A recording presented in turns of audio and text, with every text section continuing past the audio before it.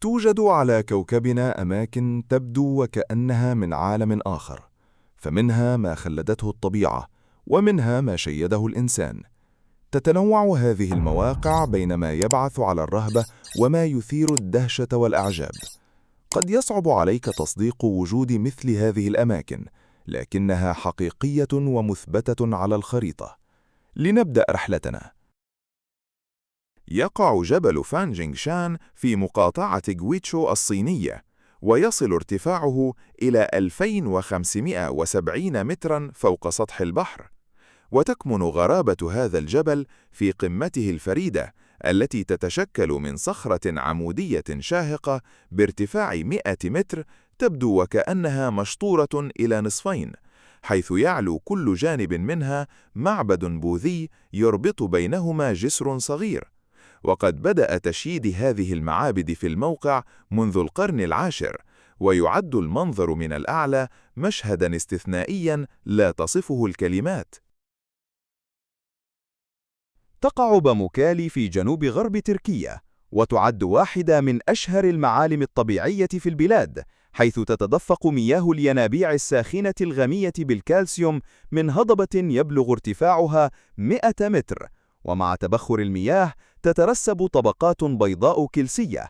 وقد أدت هذه العملية إلى تشكل مدرجات طبيعية تشبه أحواض الاستحمام، يمتلئ بعضها بالمياه الدافئة.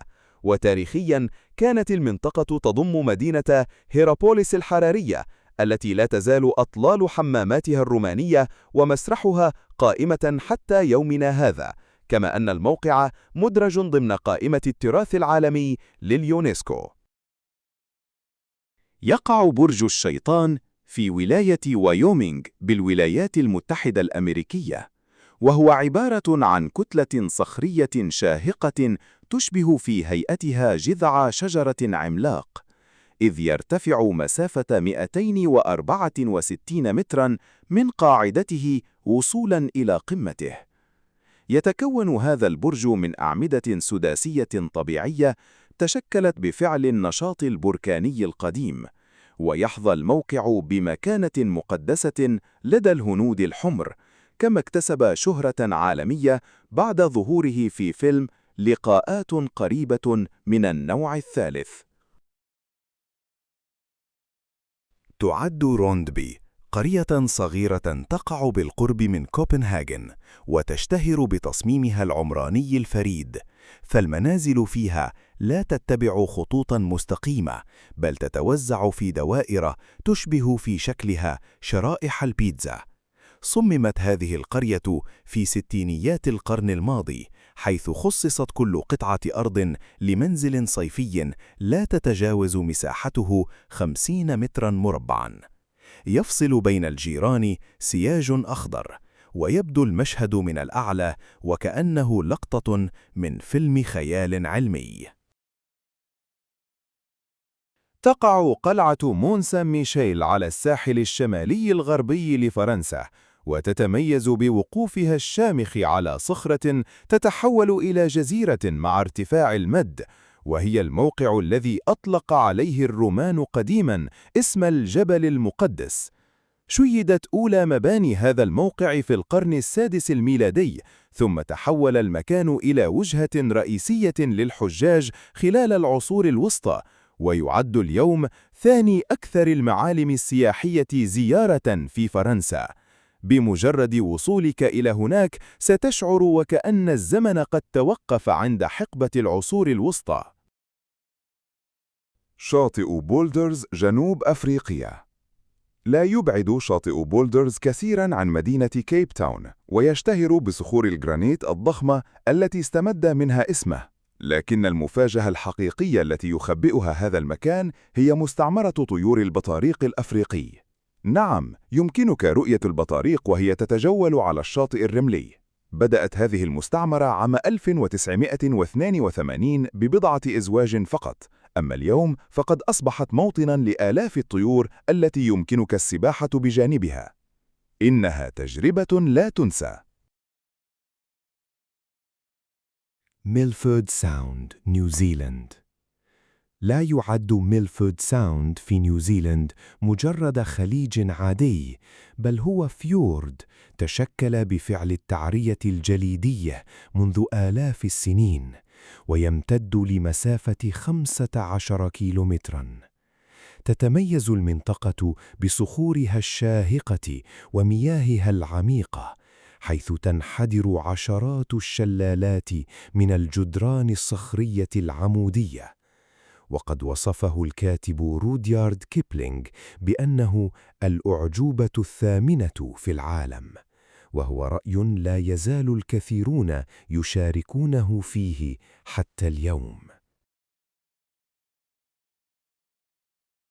يعد كيراك بولتن في النرويج صخرة ضخمة تزن حوالي 5 أطنان، استقرت بين شقي جبل منذ ما يقارب 50,000 عام، وعلى الرغم من وقوعها فوق فجوة سحيقة يصل عمقها إلى كيلومتر تقريبا وتبدو للناظر غير مستقرة، إلا أنها ثابتة تماما في مكانها.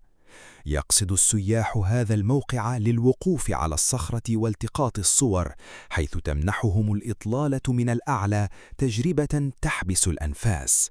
ورغم تشكيك الكثيرين في صحة هذه الصور واتهامهم لأصحابها بالتزييف، إلا أن هذا المعلم الطبيعي حقيقي تماماً.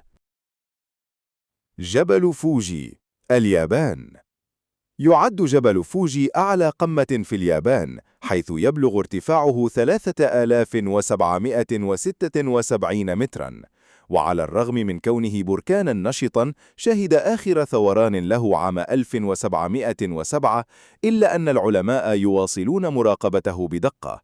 لا يقتصر جبل فوجي على كونه معلماً طبيعياً فحسب، بل يحظى بمكانة مقدسة لدى اليابانيين، وتنتشر على سفوحه العديد من المعابد البوذية والشنتوية.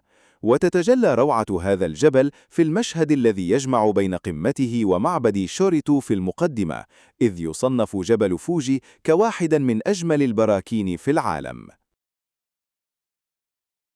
يعرف نهر كانيو كريستاليس في كولومبيا بلقب النهر الخمسة ألوان، فبينما يبدو لونه عادياً طوال 6 أشهر من السنة، يتحول في الفترة ما بين يونيو ونوفمبر إلى لوحة بديعة تتمازج فيها ألوان الأحمر والأصفر والأخضر والأزرق والأسود. ولا يكمن سر هذا الجمال في طبيعة المياه ذاتها، بل في نوع فريد من النباتات المائية التي لا تنمو إلا في هذا المكان. وعلى الرغم من أن مياه النهر شديدة النقاء وتخلو تقريبا من الأسماك، إلا أن الزوار يتدفقون إليه لا للصيد، بل لمشاهدة هذه اللوحة الطبيعية الحية. جبل فينيكونكا، بيرو. لم يكتشف العالم جبل فينيكونكا في بيرو إلا قبل عقد من الزمن تقريباً، إذ كان مغطى بالكامل بالثلوج التي حجبت معالمه عن الأنظار.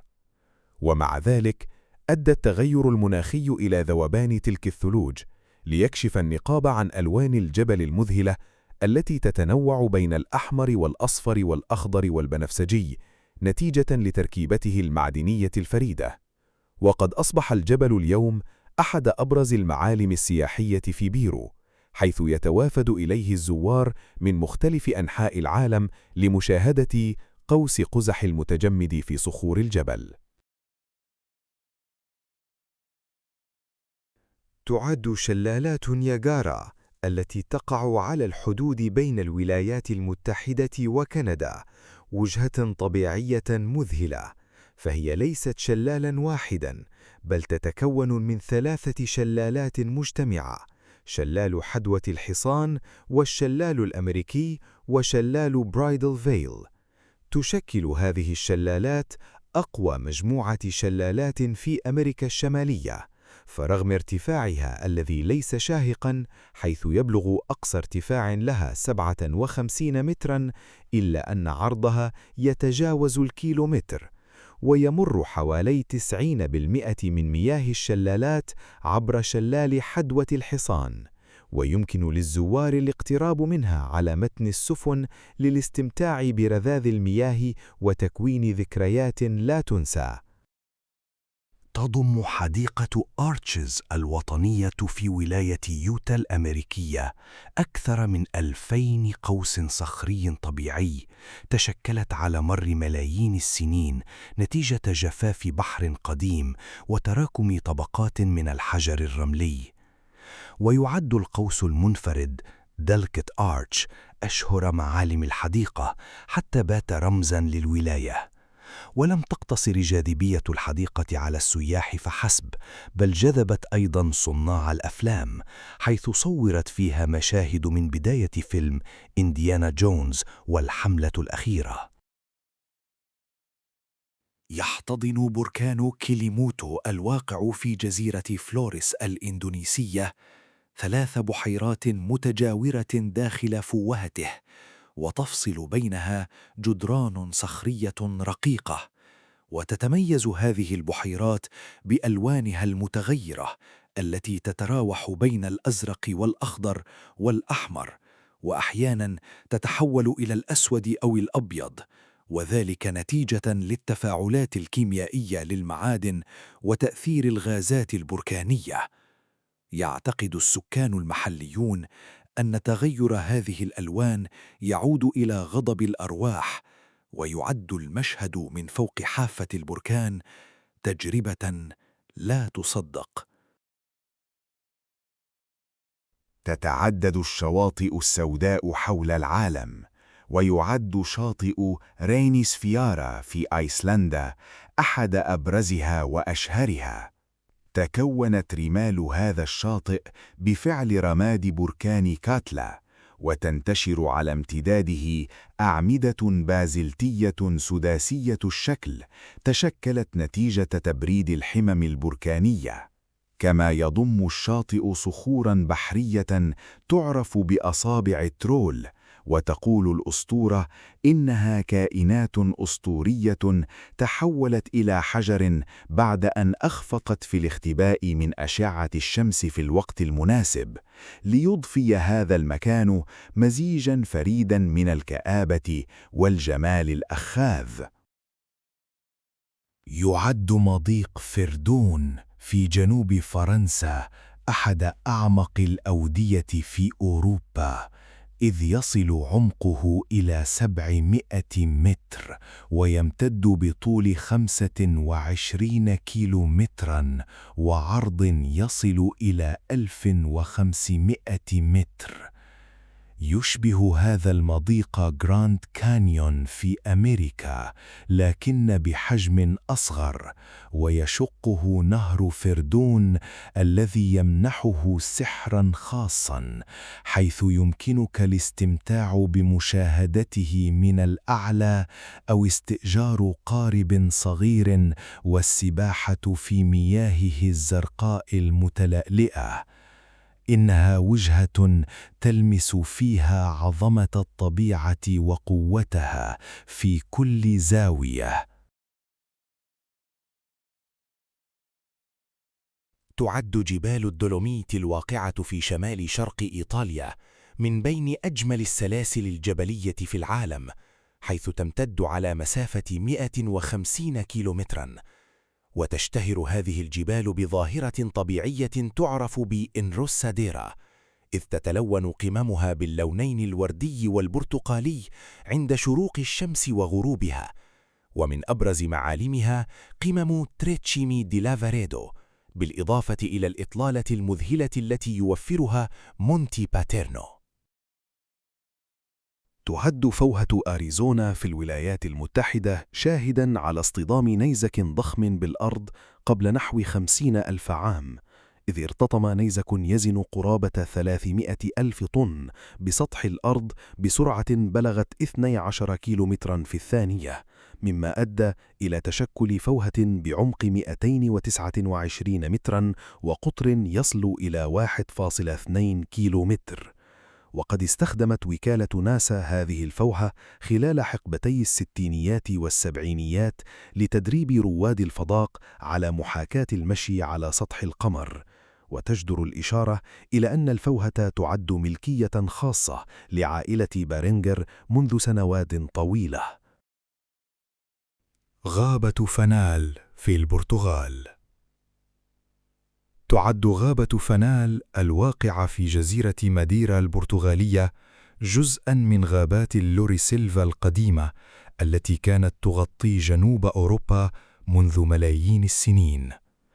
تتميز هذه الغابة بأشجارها الملتوية الفريدة المكسوة بالطحالب، والتي لا توجد إلا في ماديرا وجزر الكناري، وعندما يلف الضباب المكان يمنحه طابعاً ساحراً يشبه أجواء أفلام الفانتازيا والقصص الخيالية، مما جعلها مصدراً لإلهام الكثير من الفنانين وواحدة من أكثر المواقع تصويراً في البرتغال. جزر فارو الدنماركية. تعد جزر فارو أرخبيلاً يقع في شمال المحيط الأطلسي، ويقطنها نحو 55,000 نسمة. ومن المثير للاهتمام أن عدد الأغنام فيها يفوق عدد السكان، إذ يصل إلى حوالي 80,000 رأس.